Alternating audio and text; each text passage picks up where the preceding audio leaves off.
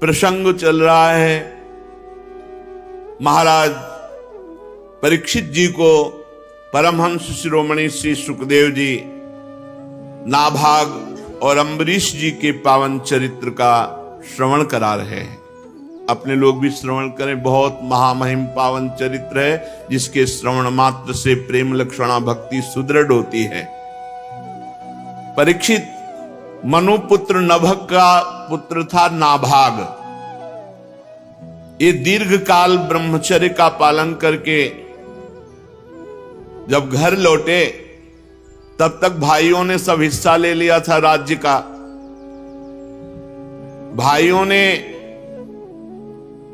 नाभाग जी से कहा कि तुम्हारे हिस्से में तो संपत्ति कोई बची नहीं, पिताजी ने हम सबको बांट दिया क्योंकि तुम ब्रह्मचर्य धारण कर जंगलवास करते थे, तो अब संपत्ति रूप में केवल पिता है तुम्हारे पास। उन्होंने अपने भाइयों से पूछा कि पिता की सेवा के लिए कुछ हिस्सा? उन्होंने कहा वो तो हम सब लोगों ने आपस में बांट लिया है। नाभाग जी अपने पिता के पास जाकर कहा, पिताजी मेरे बड़े भाइयों ने हिस्से में मेरे को आपको दिया है। पिता ने कहा, बेटा उनकी बात मत मानो। देखो, अगर उन्होंने मेरे को केवल हिस्से में दिया है और तुम्हारी श्रद्धा है कि पिता ही हमारी संपत्ति हैं, तो आज मैं तुम्हें ऐसा संपत्तिवान बनाऊंगा कि पुत्रों के पास भी संपत्ति नहीं। ये आंगिरस गोत्र के ब्राह्मण बहुत बड़ा यज्ञ कर रहे हैं और तुम मेरे विद्वान पुत्र हो। ये जे भी छठा दिन आता है तो ये पूर्व प्रारब्ध के अनुसार भूल कर बैठते हैं और यज्ञ अपूर्ण रह जाती है। जाओ तुम छठे दिन बिल्कुल सावधान रहकर वेद मंत्र का उच्चारण कर देना, उनकी यज्ञ पूर्ण होगी। वो महात्मा लोग ऐसा ऐश्वर्य है कि जो स्वर्ग में भी नहीं, वो ऐश्वर्य तुम्हें प्रदान कर देंगे। महात्माओं के पास जाकर उन्हें वैश्विक देव संबंधी 2 सूत्र जब भूल जाएं वो, तो तत्काल तुम बता देना। अपने पिता की आज्ञा अनुसार वो गए। आंगिरस गोत्री ब्राह्मण जी ही छठे दिन तो भूल जाते थे, तो ये अपने तपोबल से उस मंत्र 2 सूत्र जो भूल जाते थे, जे ही पूर्ण किया, ते ही स्वर्ग से विमान आया आंगिरस गोत्री ब्राह्मणों के लिए। उन्होंने कहा कि ये यज्ञ का बचा हुआ शेष जितना धन है ये सब तुम लो, हम तो स्वर्ग जा रहे हैं। नाभाग जी बड़े पिता की आज्ञा का पालन करने वाले महात्मा थे, वो हर्षित नहीं हुए। पर जे भी वो धन एकत्रित करने लगे तो उत्तर की दिशा से एक काले रंग के तेजस्वी पुरुष आए और कहा, इस धन पर मेरा अधिकार है। नाभाग ने कहा, नहीं, ऋषियों ने मुझे दिया है क्योंकि मैंने वैश्यदेव संबंधी 2 सूत्र बताए हैं। तो उन्होंने कहा, नहीं, हमारे और आपका विवाद शांत होगा तुम्हारे पिता के ही हाथ से। जाओ अपने पिता से प्रश्न करो जाके, ये पूरी संपत्ति पर मेरा अधिकार है। तब नाभाग ने जाकर पिता से कहा कि पिताजी, एक कोई तेजस्वी महापुरुष आए और उन्होंने कहा यज्ञ का बचा हुआ शेष भाग मेरे अधिकार में है और आपसे पूछा कि न्याय कीजिए। तो आपने ही तो मुझे आज्ञा की थी, मैंने 2 सूत्र बताए, उससे सारी संपत्ति पर मेरा अधिकार, पर वो तेजस्वी पुरुष कह रहे मेरा अधिकार। तो पिता ने कहा, हाँ बेटा, एक बार दक्ष प्रजापति के यज्ञ में ऋषि लोगों ने निश्चय किया था कि यज्ञ भूमि में जो कुछ बच रहेगा वो सब भगवान शंकर का हिस्सा है, इसलिए वो धन तो महादेव जी का ही है। भूल हो गई, जाओ उनके चरणों में प्रणाम करो और कहो कि तुम्हारा ही हिस्सा है।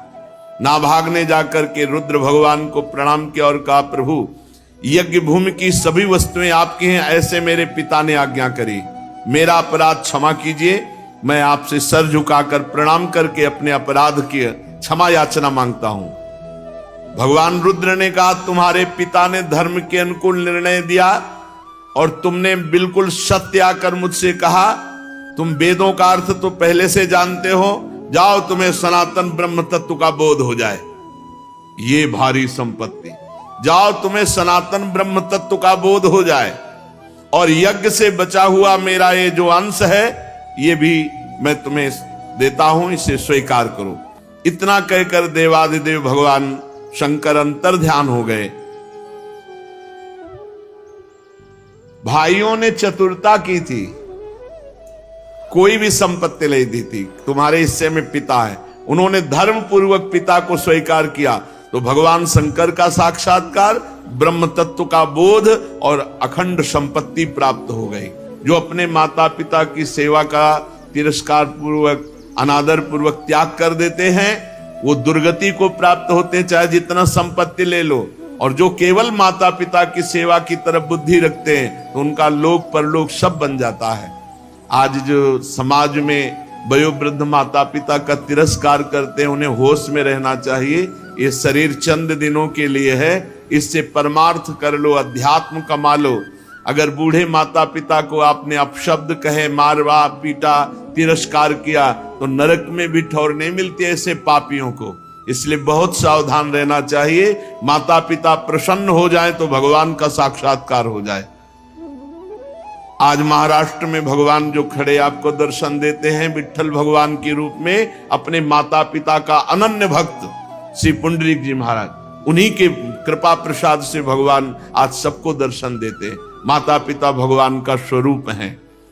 जो प्रातःकालीन एकाग्रचित से इस आख्यान का स्मरण करेगा, उसकी विपत्तियां नष्ट हो जाएंगी। नाभाग के पुत्र वे महान भक्त अम्बरीश जी महाराज, अद्वितीय भक्त, ये भगवान के बड़े प्रेमी एवं उदार धर्मात्मा महान पुरुष थे। ब्रह्म शाप कभी नहीं रोका जा सकता, और वो अम्बरीश का बाल बांका भी नहीं कर सका। राजा परीक्षित ने पूछा, भगवान मैं परम ज्ञानी राजर्षि अम्बरीश का पावन चरित्र सुनना चाहता हूं। ब्राह्मण ने क्रोधित होकर उन्हें शाप दे दिया। जो ब्रह्म शाप टाला नहीं जा सकता, वो भी उनका कुछ नहीं बिगाड़ सका। ये बड़े आश्चर्य की बात है। श्री सुखदेव जी ने कहा, परीक्षित, अम्बरीश जी बड़े महान भाग्यवान भक्त थे।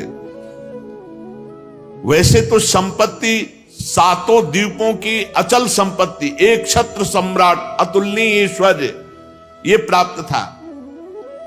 यद्यपि ये साधारण मनुष्यों के लिए अत्यंत दुर्लभ है, फिर भी अम्बरीश जी इसे स्वप्न तुल्य समझते थे। कोई महत्ता नहीं थी चक्रवर्ती सम्राट पद का या सप्तद्वीप महिमंडल अधिपति का, कोई महत्व नहीं, स्वप्न तुल्य समझते थे। क्योंकि वे जानते थे सत्य वस्तु तो भगवान नाम है, सत्य वस्तु भगवान की भक्ति है। ये सब मायाकृत है, और जो इस माया में फंस जाता है वो घोर नरकों में जाता है। ये केवल 4 दिन की चांदनी है, उसका दीपक बुझा बुझाया है। जो भगवान से विमुख है, भगवान का भजन नहीं करता, ऐश्वर्य प्रमाद में अपना समय काटता है। वासुदेवे भगवती तद भक्तेषु च साधुषु। अम्बरीश जी की सबसे बड़ी महिमा निरंतर भगवान में स्थिति और संग भगवत प्रेमी महात्माओं का। वासुदेवे भगवती और तद भक्तेषु च साधुषु, तो प्राप्तो भावम परम विश्वम येनेदम लोष्टवत स्मृतम। ऐसा भाव प्राप्त हुआ था कि चक्रवर्ती सम्राट पद का ऐश्वर्य वैभव वो उनको माटी के ढेले के समान दिखाई देता था। ये सारी संपत्तियां मिट्टी के ढेले के समान स्वप्नवत अनुभव में आ रही थी। एकमात्र भगवान की भक्ति और भगवत प्रेमी महात्माओं का संग। इससे अम्बरीश जी की बड़ी ऊंची स्थिति थी। अम्बरीश जी की क्या स्थिति थी? बोले स वै मनः कृष्ण पदारविंदयोर। अपने मन को अम्बरीश जी ने श्री कृष्ण चरणारविंद में सदा सदा के लिए समर्पित कर दिया था। मना स्थिति कृष्ण चरणारविंद, सावई मना कृष्ण पदारविंदयोर। ये स्थिति गोपी जनों की थी। मुरारी पादार्पित चित्त वृत्ति, एक एक वृत्ति कृष्ण चरणारविंद में समर्पित गोपी जनों की। ऐसे ही सावई मना कृष्ण पदारविंदयोर, भगवान श्री कृष्ण चंद्रजू के सांवले चरणारविंद में मन को डुबो दिया। वही सदा सदा के लिए मन विराजमान है। सावई मन कृष्ण पदारविंदयोर। और वचांसी वैकुंठ गुणानुवर्णने, ये नियम था अम्बरीश जी का, मौन नहीं तो वाणी से बिल्कुल कुछ अन्य वार्ता नहीं भगवद वार्ता के सिवा। वाणी मौन और बोले तो भगवत चर, वचांसी वैकुंठ गुणानुवर्णने, भगवान की चर्चा, भगवान नाम कीर्तन, भगवत महिमा, भगवत रूप महिमा, लीला धाम गुण, इन्हीं की चर्चा, अन्यथा मौन। ये बहुत उत्तम स्थिति होती है। अपराधों से बचने के लिए मौन बहुत आवश्यक है, नहीं सबसे ज्यादा साधक से वाणी से अपराध बनता है। मन जहां इष्ट देव के चरणारविंद, वाणी मौन, या तो भगवत चर्चा नहीं तो शांत। इसीलिए हरिवंश महाप्रभु ने स्फुट वाणी में आखिरी दोहे में कहा, रसना कटो जो अन रटो, निरखी अन फुटो नयन, श्रवण फुटो जो अन सुनो, श्री राधा जसबैन। जबान हमारी कट जाए अगर श्री जी की चर्चा के सिवा हम और जगह बोले, नेत्र हमारे फूट जाएं यदि हम प्रिया प्रीतम के सिवा और कुछ देखना चाहें, कान हमारे फूट जाएं यदि हम प्रिया प्रीतम की वार्ता के सिवा और कुछ सुनना चाहें। बोलना, देखना, सुनना, ये साधना में बहुत अधिकार रखते हैं। यदि ये अन्य बोलना, अन्य देखना, अन्य सुनना, तो फिर भक्ति का रंग नहीं आएगा। वचांसी वैकुंठ गुणानुवर्णने, वाणी से भगवत चर्चा, और करो हरेर मंदिर मार्जनादिश, ये बहुत बड़ी बात है। यहां अपने ठाकुर के मंदिर में पोछा लगाने में शर्म लगती है। ठाकुर जी को प्रसन्न करने के लिए काम वाले की जरूरत नहीं, आपके हाथ है। चक्रवर्ती सम्राट हैं, कितने दास दासियां होंगे विचार करो, लेकिन करो हरेर मंदिर मार्जनादिश, अपने हाथ से ठाकुर जी के पात्रों को धोना, अपने हाथ से ठाकुर जी के महल में पोछा लगाना, सोहनी लगाना, ये आचार्य स्वयं आकांक्षा करते हैं कि मुझे श्री जी की कुंज की सोहनी लगाने वाली बन, या सोहनी बन जाऊं। अपने हाथ से, बहुत सौभाग्य है जो अपने हाथ से ठाकुर सेवा करते हैं। इसका कोई ज्यादा महत्व नहीं कि मंदिर बनवा दिया, पुजारी रख दिया, आप मौज मस्ती विषयों में ले रहे हैं और रुपया हर महीने दे, तो ठाकुर जी आपको लाख गुना बढ़ा कर दे देंगे। लेकिन वो भक्ति या प्रीति या ठाकुर जी के दासत्व की बातें नहीं है, ये बातें नहीं। करो हरेर मंदिर मार्जनादिश, स्वयं अपने हाथ से ठाकुर जी के महल में सोहनी लगाना, ठाकुर जी के मंदिर में पोछा लगाना, स्वयं ठाकुर जी के पार्षद जो पात्र हैं उनका मार्जन करना, ये अम्बरीश जी करते थे। इसी के कारण उनको पता नहीं था, पर सुदर्शन चक्र सदैव सुरक्षा में रहता था। चक्रवर्ती सम्राट होकर अपने हाथों से दास्ता प्रभु की करते थे। श्रुतिम चकाराच्युत सत्कथोदय, अपने कानों को भगवान श्री कृष्ण की मंगलमयी कथा के श्रवण में लगा रखे। सुनेंगे तो भगवत चर्चा सुनेंगे, नहीं तो एकांतवास, किसी से कोई वार्ता नहीं। अन्य वार्ता प्रपंच का त्याग, तभी सुदृढ़ भक्ति होती है। आंखों से सिर्फ भगवान के श्री विग्रह के दर्शन या संत दर्शन, नेत्र संभाल के रखे, सहसा किसी को न देखे। अम्बरीश जी ऐसे मुकुंद लिंगालय दर्शने दृशौ, नेत्रों से भगवान के मंदिर में विराजमान श्री विग्रह खूब छक के दर्शन करो, या भगवत प्रेमी महात्मा, ये भगवान का मंदिर है साक्षात, उनके दर्शन करो, और नहीं नेत्रों को बचा के रखो। असंग भावना की पुष्टता के लिए तदभृत्य गात स्पर्शेंग संगमम, केवल भगवान के भक्तों का ही स्पर्श, अन्यथा नहीं। तिनको प्रश्न कीजिए तजिधु तुमको पास, जिनको प्रिया प्रीतम से मतलब नहीं, भगवत आराधना से मतलब नहीं, ऐसे का स्पर्श ना हो जाए। उसमें परमाणु होते जो भगवत विमुक्ता प्रकट करते। इसीलिए अम्बरीश जी तदभृत्य गात्र स्पर्शेंग संगमम, भगवत प्रेमी महात्माओं का स्पर्श, अन्यथा असंग, किसी का स्पर्श नहीं। घ्राणम च तत्पाद सरोज सौरभे श्रीमत तुलस्या रसनाम तदर्पिते। अगर हमें सुगंध लेनी है तो प्रभु का प्रसादी इत्र होगा, तो या श्री चरणों में चढ़ी हुई तुलसी, या प्रभु के पुष्पमाला उसी को घ्राणेन्द्री में, अन्यथा घ्राणेन्द्री पतिव्रता की तरह केवल प्रसादी, अमनिया कभी नहीं। और रसना प्रभु को अर्पित किए हुए नैवेद्य का, प्रसाद का। और प्रसाद में कभी बुद्धि, पदार्थ बुद्धि ना आने पावे, अन्न बुद्धि ना आने पावे कि अरे आज तो एकादशी है, आज तो प्रसाद, ये अन्न है, आज अन्न हो गया तो कल प्रसाद हो जाएगा क्या? और जब प्रसाद है तो सिर्फ प्रसाद है। ये बड़े बड़े संत भगवान पधारे थे अभी 2-3 दिन के अंतराय में। उन्होंने एक प्रश्न रखा कि प्रसाद में चर्बी वाला घी लगाया गया था, हम लोग तो सब भ्रष्ट हो गए, तो हमारी शुद्धि कैसे होगी? तो हृदय से जो बात आई कि अगर प्रसाद पाया है तो अशुद्धि हो ही नहीं सकती, और अगर प्रसाद नहीं पाया तो फिर लड्डू पाया तो शुद्धि करो जाके। अगर प्रसाद शब्द है तो प्रसाद कभी अपवित्र नहीं होता। जब हमारे प्रभु ने पा लिया और हम प्रसाद भोगता है तो हम भ्रष्ट कैसे हो सकते हैं?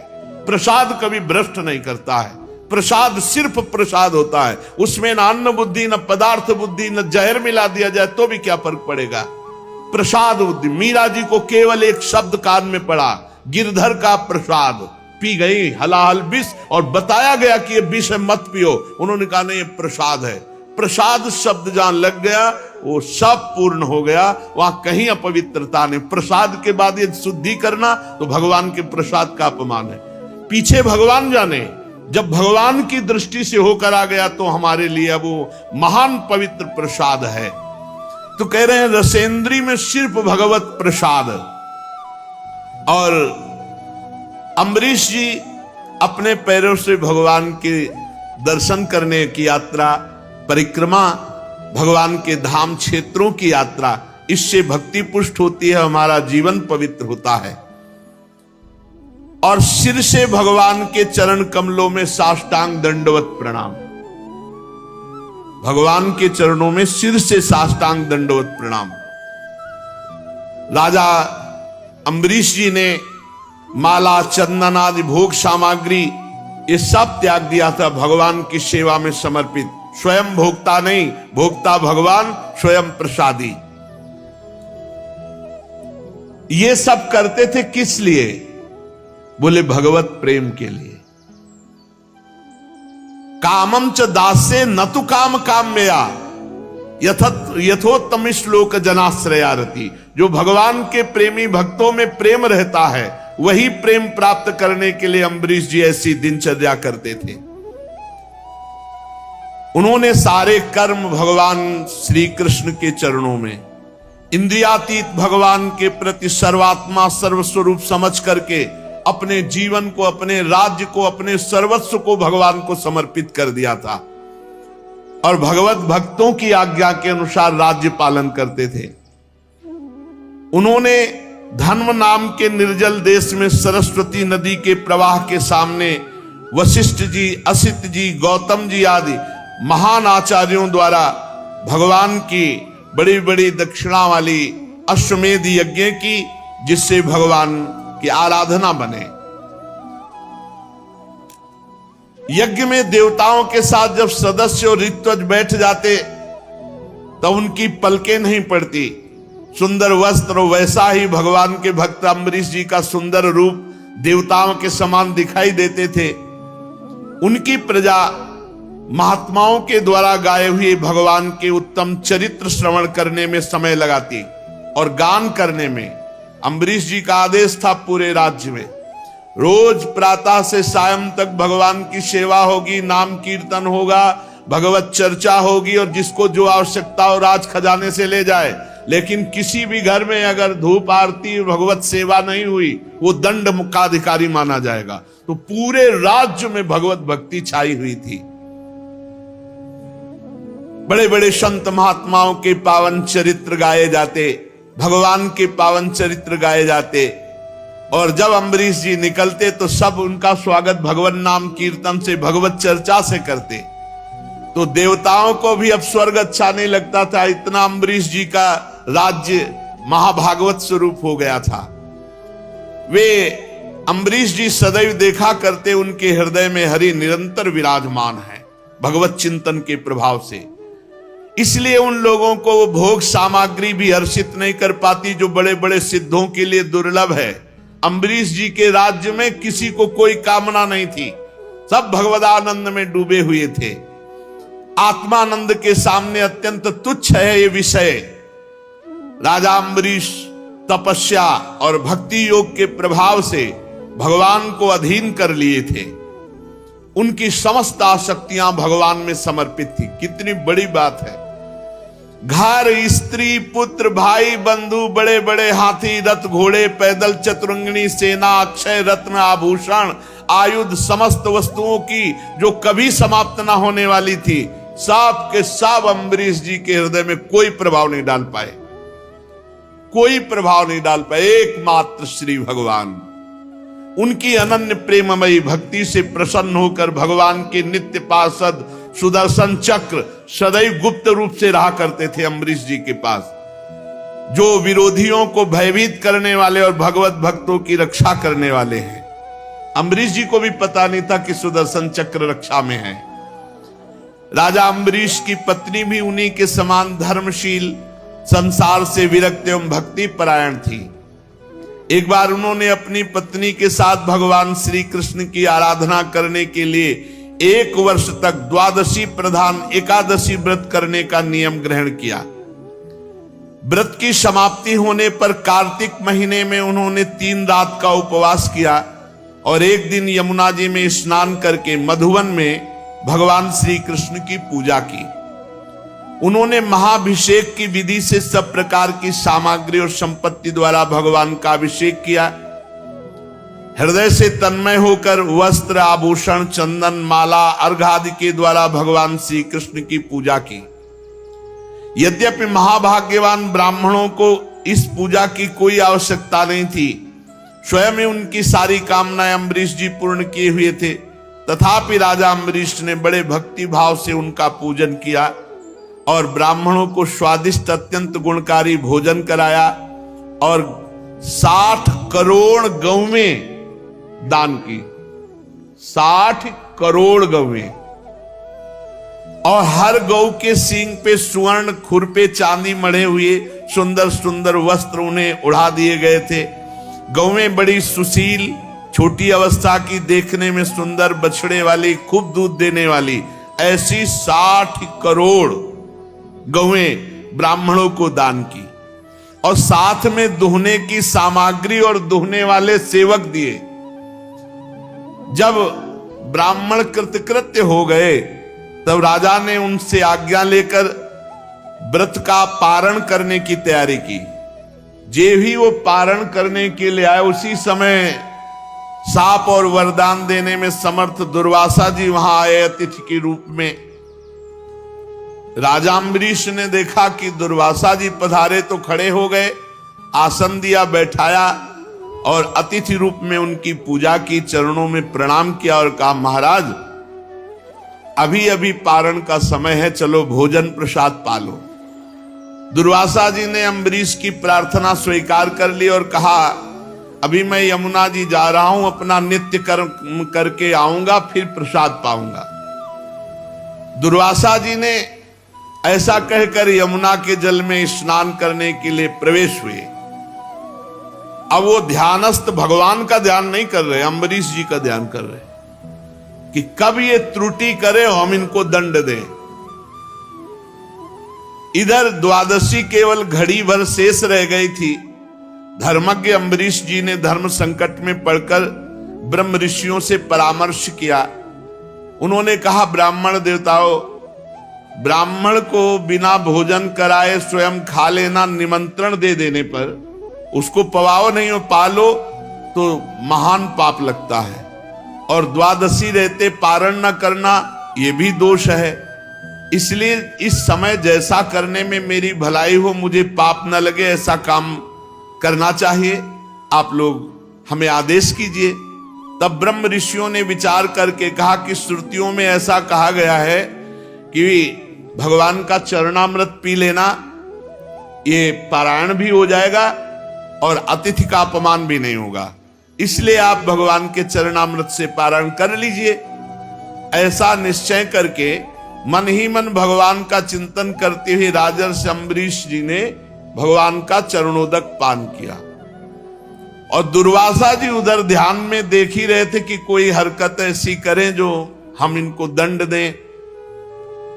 बात यह थी कि भगवान की सभा में एक सत्र में यह हुआ कि इस समय त्रिभुवन में सबसे महान भक्त कौन है, तो अम्बरीश जी की चर्चा हुई। वहां दुर्वासा जी भी बैठे थे। अब ये महाराज वलकल की लंगोटी लगाते हैं, दूब का रस पीते हैं, उनकी तो बात आई नहीं। तो उनका चक्रवर्ती सम्राट राजा अम्बरीश ऐसा कैसा महान भक्त हो सकता है जो हम ऋषियों से भी आगे बढ़ गया। तो वही देखने के लिए, परीक्षा के लिए आए थे। जे ही देखा कि वो चरणामृत पान के सोई आ गए। वो तो अंतर ध्यान शक्ति संपन्न महात्मा है। आगे बढ़कर के राजा अम्बरीश जी ने हाथ जोड़ा, अभिनंदन किया। बस नाराज हो गए महाराज दुर्वासा जी और कहने लगे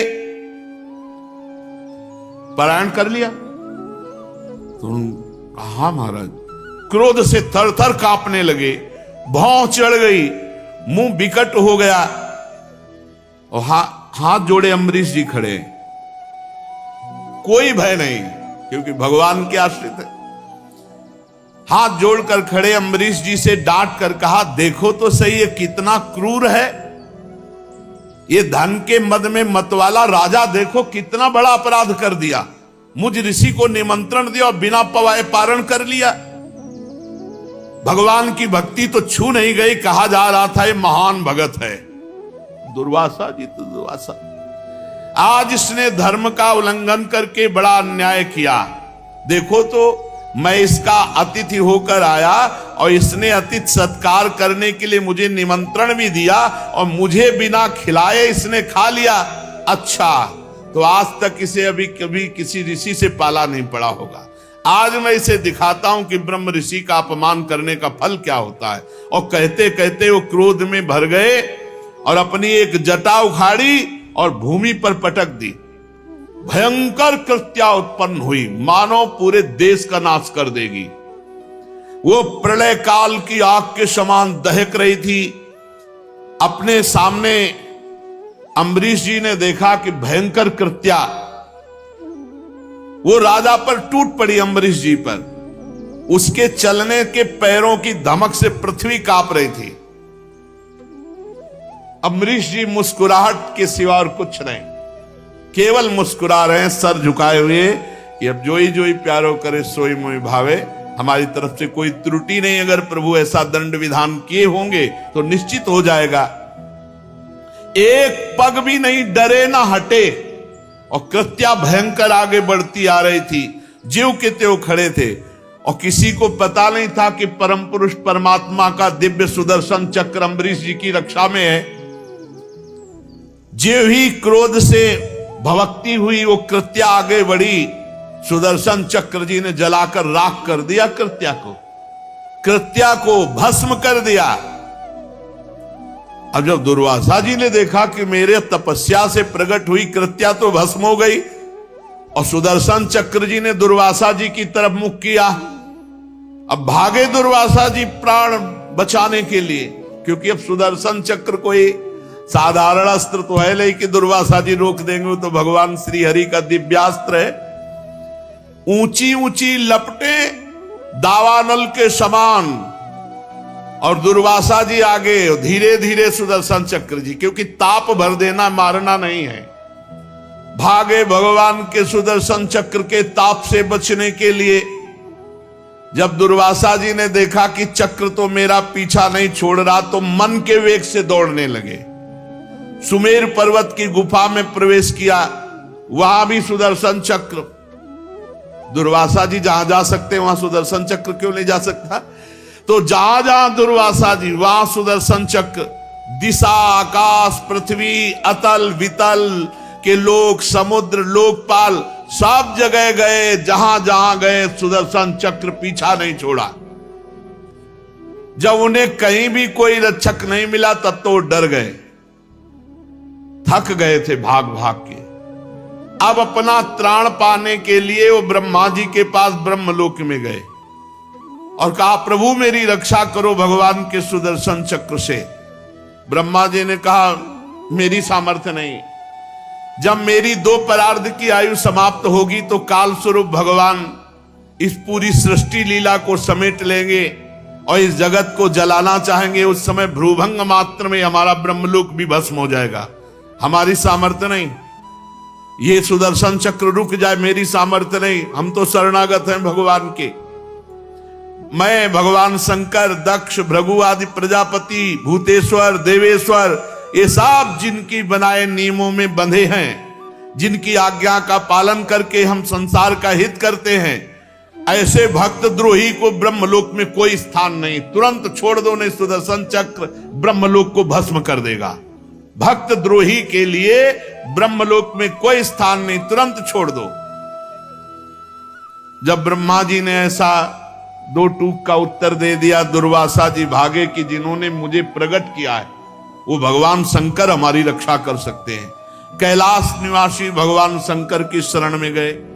देवादिदेव महादेव जी ने कहा, दुर्वासा, जिन अनंत परमेश्वर में ब्रह्मा जैसे जीव और उनके उपाधिभूत कोश इस ब्रह्मांड के समान ही अनेकों ब्रह्मांड समय पर पैदा होते हैं और समय आने पर फिर उनका पता भी नहीं चलता, जिनमें हमारे जैसे हजारों चक्कर काटते रहते हैं, उन प्रभु के संबंध में हम कुछ भी करने की सामर्थ्य नहीं रखते।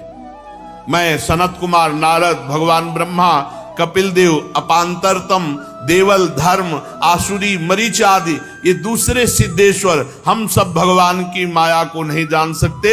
उनकी माया के घेरे के अंतर में है और ये सुदर्शन चक्र विश्वेश्वर भगवान का अस्त्र है। हम लोगों की सामर्थ्य नहीं कि इसे रोक सके। तुम इसी समय कैलाश से बाहर हो जाओ। जहां जाते हैं भक्त द्रोही को कहीं भी ठौर नहीं। भगवान महादेव जी ने तुरंत कहा, तुम कैलाश छोड़ दो। अब वहां से निराश होकर दुर्वासा जी भागे। एक ही स्थान बचा भगवान वैकुंठनाथ का। वैकुंठ पहुंचे, वहां लक्ष्मीपति भगवान श्री हरि विराजमान थे। दुर्वासा जी सुदर्शन जी के आग से जल रहे थे। वे कांपते हुए भगवान की शरण में गिर पड़े और उन्होंने कहा, हे अच्युत, हे अनंत, आपका एक व्रत है, कोई कैसा भी हो आपकी शरण में आ जाए, आप रक्षा करते हैं, इसलिए मैं आपकी शरण में हूं, आप अपने सुदर्शन चक्र से बचा लो। हे जीवन दाता, मैं अपराधी हूं, मेरी रक्षा कीजिए। आपका परम प्रभाव ना जानने के कारण मैंने आपके भक्त का अपराध किया। प्रभु आप मुझे बचा लीजिए। हमने तो सुना है आपका नाम उच्चारण कर ले तो जीव नरक से मुक्त हो जाता है। फिर हम आपकी शरण में, आप सुदर्शन चक्र से मुझे बचा लीजिए। भगवान ने सीधा उत्तर दिया। भगवान ने कहा, दुर्वासा जी, मैं स्वतंत्र नहीं हूं, मैं सर्वथा भक्त के अधीन हूं। ये सुदर्शन चक्र मेरे कहने से नहीं रुकेगा। मुझ में तनिक भी स्वतंत्रता नहीं है। मेरे सीधे साधे सरल भक्तों ने मेरे हृदय को अपने हाथ में कर रखा है। भक्तजन मुझसे प्यार करते और मैं उनसे। भक्त मेरा हृदय, मैं उनका हृदय हूं। एकमात्र उनका आश्रय मैं हूं। इसलिए अपने साधु स्वभाव भक्तों को छोड़कर मैं ना तो अपने आप को चाहता हूं और ना अपनी अर्धांगिनी विनाश रहित लक्ष्मी को भी उतना प्यार करता हूं जितना प्यार भक्तों को करता हूं। दुर्वासा, जिन भक्तों ने स्त्री, पुत्र, घर, गुरुजन, प्राण, धन, इहलोक परलोक सब कुछ छोड़कर मेरी केवल शरण लिए, उसे मैं छोड़ने का संकल्प भी कैसे कर सकता हूं। जैसे सती स्त्री अपने पातिव्रत से सदाचारी पति को वश में कर लेती है, वैसे ही मेरे साथ अपने हृदय को प्रेम बंधन से बांध रखने वाले समदर्शी साधु भक्ति के द्वारा मुझे अपने वश में कर लेते हैं। ये अनन्य प्रेमी जो साधु जन है, ये मेरे हृदय है और उन भक्तों का हृदय मैं हूं। मेरे सिवा वो सालोक के सारूप आदि मुक्तियां नहीं चाहते। फिर अन्य वस्तुओं की तो बात ही क्या। दुर्वासा जी, वो मेरे सिवा अन्य किसी को नहीं जानते तो मैं उनके सिवा अन्य किसी को नहीं जानता। सुनिए, आप मेरी शरण में आए हो, दुहाई दी, कि आपकी शरण में आने पर रक्षा होती तो मैं उपायम कथयिष्यामि तव विप्र शृणुष्व तत्। मैं तुम्हें उपाय बताता हूं, जाओ अम्बरीश जी के पैर पकड़ लो, बच जाओगे। अगर अम्बरीश जी के चरण नहीं पकड़ोगे तो विश्व ब्रह्मांड में कहीं भाग के जाओ, ये सुदर्शन चक्र तुम्हें चैन नहीं लेने देगा, तुम्हारा अमंगल हो जाएगा। अगर अमंगल से बचना है तो अम्बरीश जी के चरण पकड़ो। देखो भगवान सर्व सामर्थ्यशाली हैं, लेकिन भक्त द्रोह को कहीं भी ना ब्रह्मा जी ने शरण दी, न महादेव जी ने, और न स्वयं हरि ने।